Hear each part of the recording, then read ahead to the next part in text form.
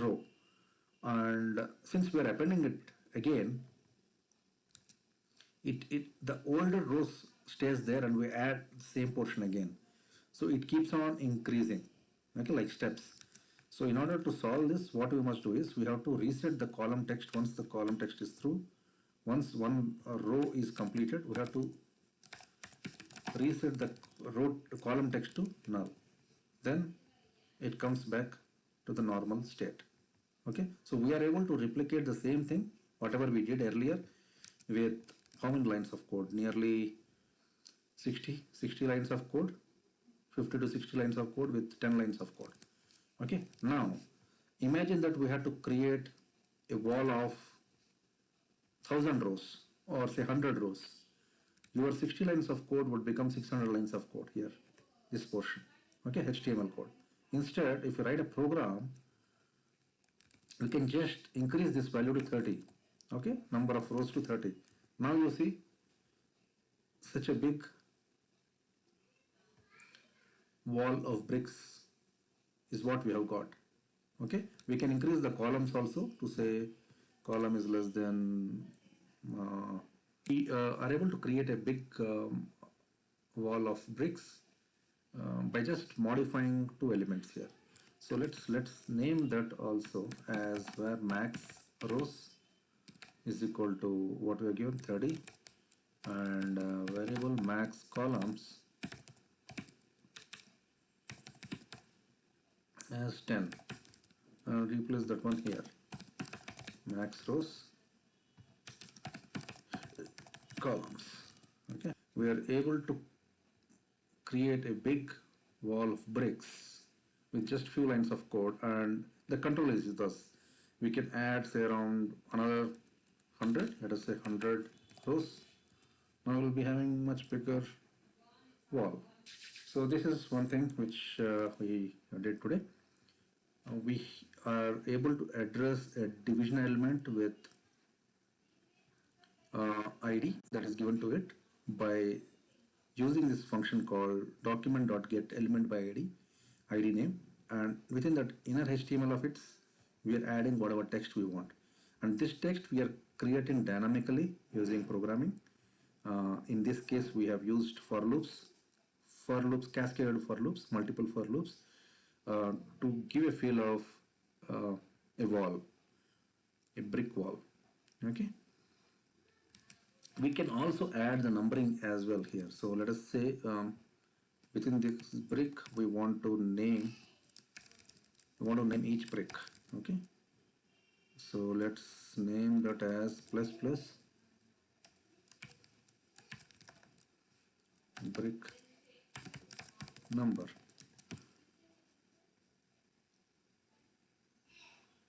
Okay, it's not showing up.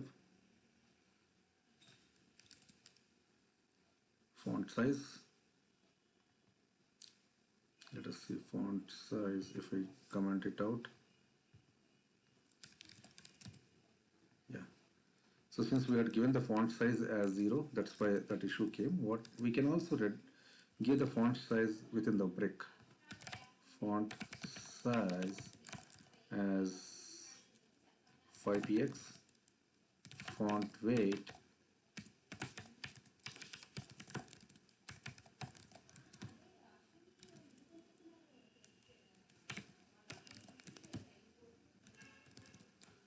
and text align. Okay, we are able to number the tiles also, sorry, bricks also, but the problem is it's going from 0 to 4 and then it resets because we are inside a while loop, and for every while loop that brick number gets resets and starts with 0. So instead of that, what we can do is we can say global brick number. So it goes till 4999 bricks. Okay, we are able to create it using just few lines of, we increment that value by 1. Okay, so we created global brick number variable and then we'll increment it every time when we print it. Okay, so we have just used it and we used the variables here. There are a lot of elements which we are skipping actually, and we'll be taking up those in different classes. Like we have HTML tags, HTML syntax, and what each section does, what is the purpose of it, how to name or give different attributes to div element, what are different kind of elements we have in HTML, what are the classes, what kind of different techniques we can use in the classes to design various elements in web page. Then in programming aspects, variables, loops, for loops. So today's video is done. We were able to create a very big brick wall using programming technique by just adding few lines of code and having the controls with us, wherein we can increase or decrease the size of brick wall. Whereas if we had to do the same thing in just writing the HTML code, it would have gone very big. It would have become very big. So just by adding maybe 10 lines of code, we are able to achieve the task which would have been very difficult by just executing or writing HTML code. So let's